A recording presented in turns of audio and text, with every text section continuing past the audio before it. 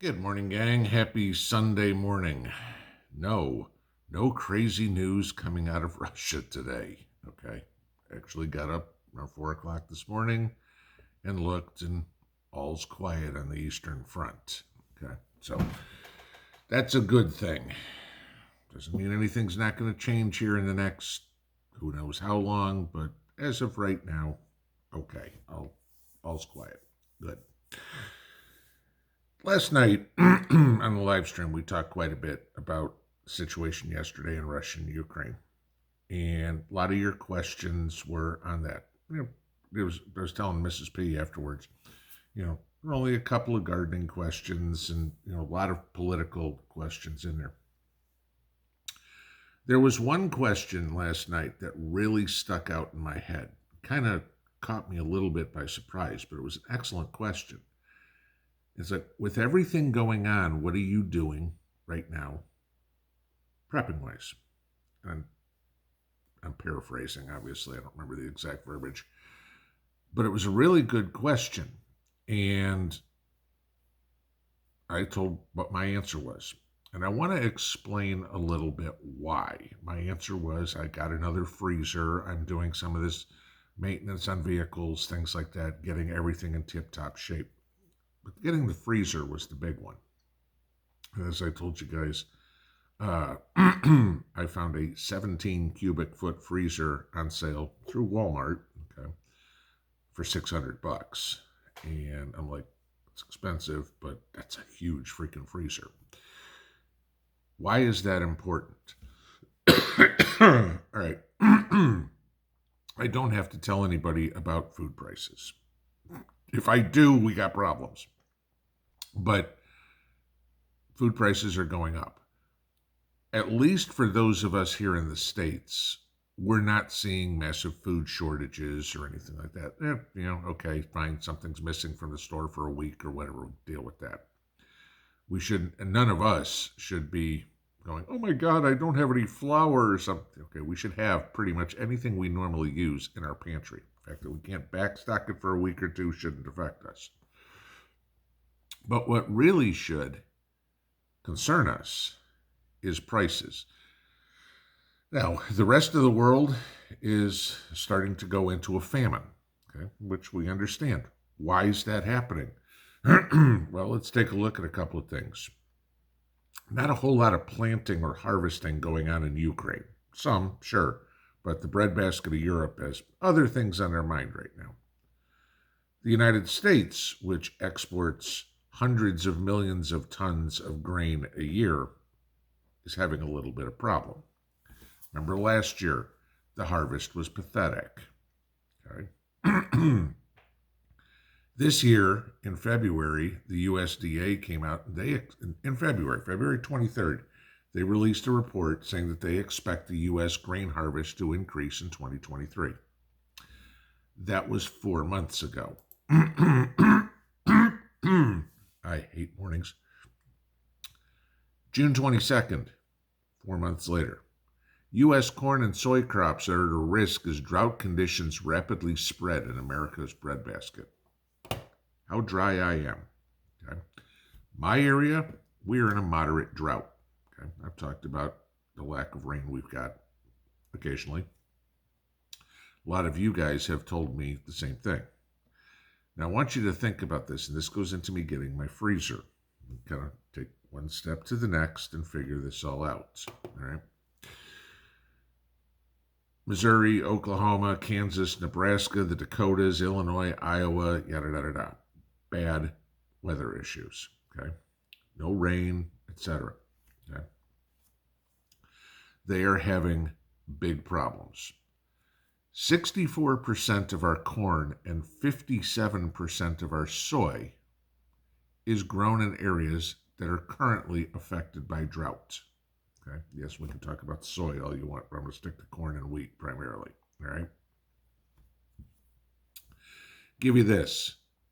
As of right now, only 55% of the U.S. corn in the fields is rated good to excellent. Half. Start thinking about what you buy that has corn. Besides corn oil, cornmeal, corn chips. There's a lot of corn in what we eat. Dog food, anything of the sort. Look on the ingredients of a lot of packages of the food that you buy and see what corn is in there. Okay? In Illinois, which is the number 2 corn producing state in the country, only 36% of the corn is rated good to excellent. 1/3. Okay. What does this mean? This means we are going to have higher corn prices this year. Has anybody looked at the price of corn when you go into the grocery store? We were in the store a few days ago. And, as you walk through the produce section, you say, I looked at this corn. This corn, first off, looked pathetic. Okay. It was very small. It was very dry. And it was $1 an ear. Was it 5 years ago you'd get 5 ears for $1? Now you're getting 1 ear for $1. You imagine sitting down at your 4th of July picnic, go, my corn on the cob cost me more than my hot dog. Okay, yeah, that's the thing. But it's not just corn, okay? We can talk about wheat, we can talk about oranges, we can talk about whatever. But the grain products that the United States exports around the world, it's a lot, 670 million tons, okay? That's what we exported last year, okay? It's going to be the last this year. Last year was a bad year. It's going to cause a problem everywhere, which is going to drive prices up. Now, I want to read you an email I got a couple of days ago from one of y'all, and Riverside Acres sent me this, but this is what they said. It concerns me about the drought we are currently having in southwest Missouri. We live 35 miles north of Springfield, and the farmers around here are only getting 1/3 to 1/2 the hay they normally get from the fields. Hay is currently selling for $100 to $125 per bale. I'm assuming this is the big round bales. Okay. We have 45 acres, and the only animals we have are chickens. Our fields in the past, for the most part, have been have been bush hogged. We've offered our fields to farmers for hay in the past. The hay would be theirs for baling, free. The only thing they'd be out is the diesel, the wear and tear on their equipment.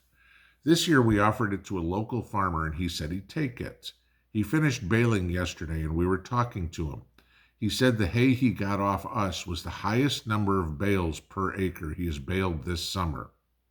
He averaged 2 bales per acre. 2. Okay? And with our hay, it would take him through the winter months. He also stated he is already feeding hay to his cattle. What other states are in a drought? Tennessee, a lot of them, okay, the entire breadbasket. This means the price of beef will go up in the long run. If farmers don't have grass currently to feed their cattle, it means the cattle will be going to market. This will lower the beef prices in the short term, and then Katie bar the doors. I think it'll skyrocket. That's exactly why I got the freezer. Okay. Remember last year, all the culling of cattle and beef prices came down, and everybody's like, oh, great, prices come back down. The Biden administration was, yay, look at us. We've brought the price of food back down. It lasted for a couple of months, and beef prices went right back up. Why? Because there was less head of cattle to reproduce.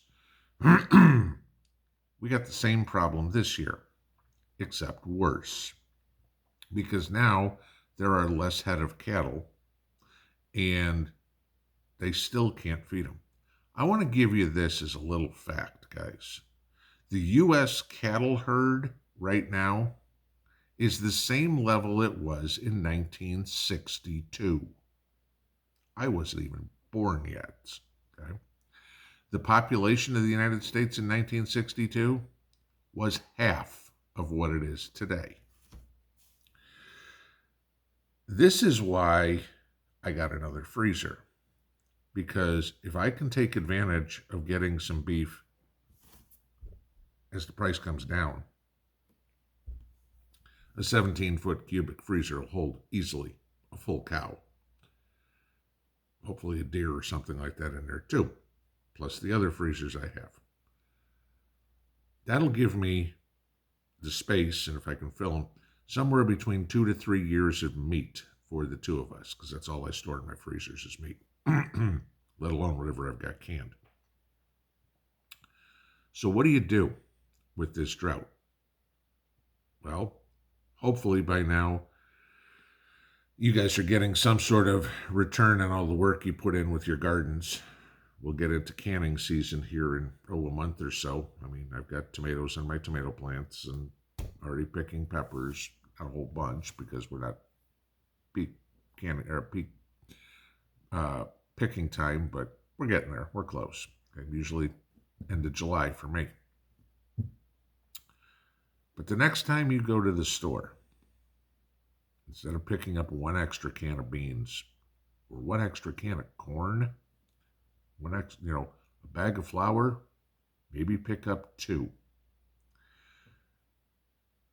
Not that we have a shortage, not anything significant to worry about. But the bigger concern we all have to worry about is the cost. And I don't think there's anybody in this country that's got two brain cells to rub together that's going, I don't worry about the cost of food, whatever it is, it is. Okay? I don't know about anybody else, but I don't have an unlimited bank account. I'm not a Biden. Okay? I'm not Congress. I can't just borrow money anytime I want to, not worry about paying it back. Feeding yourself, housing yourself are priorities. We have to get back to the basics. Everybody will say, well, I've got some or whatever. Look exactly at yesterday. What happened in Russia? 16 hours after all this started, the grocery stores were wiped out, the gas stations were wiped out, the train stations were full, and the planes were sold out. That's how fast it'll happen. There isn't going to be, honey, I'll go this afternoon. Because when it happens, probably won't be the same. I mean, personally, I really don't see some mercenary group attacking the White House. Could it happen? Sure, who knows, right? At this point in time, all bets are off. Could it happen? Absolutely. More likely, what I see is an economic disaster. And that will cause problems in itself. Because I told you guys, somewhere between August 22nd and 24th, the BRICS currency is supposed to come out. If that does, in fact, start the demise to the U.S. dollar as being the world reserve currency, what happens when we see 30% inflation? 50? What happens when we turn into Zimbabwe? Or turn into Venezuela? Or turn into Lebanon? Okay? It's very possible. When you're rolling your wheelbarrow full of cash for a loaf of bread, tangible goods, food is a priority. Yeah, $600 for a refrigerator's expensive. It's a big refrigerator. Okay. The next one was a 10 cubic foot one for $650. Going, okay, this one's 70% bigger for $50 less. Yeah. And it was a Hamilton Beach refrigerator. It's at Walmart. You can go look it up online. If they've still got any, who knows. But yeah, what I'm doing is the same thing I'm always doing. I'm adding to what I have, and I am making sure everything I have is in tip-top order. Because if everything falls apart, there ain't parts to get to fix things. So if I've got it perfect now, I don't have to worry about it for a lot longer time. Thought it was a really good question that somebody asked yesterday. Kind of tied into the email I got, a little bit of the facts that are out there right now. Because we all know what this weather is like. Hot, well, not hot, I guess, but dry. Because actually it's been pretty comfortable around here, 70s and 80s all spring. Just, we need the rain. And most of you guys will probably agree with me on that one. Keep stocking the food. Keep putting away for a rainy day. Because It may not come out of the sky, but that rainy day may come out of Washington. Pinball out.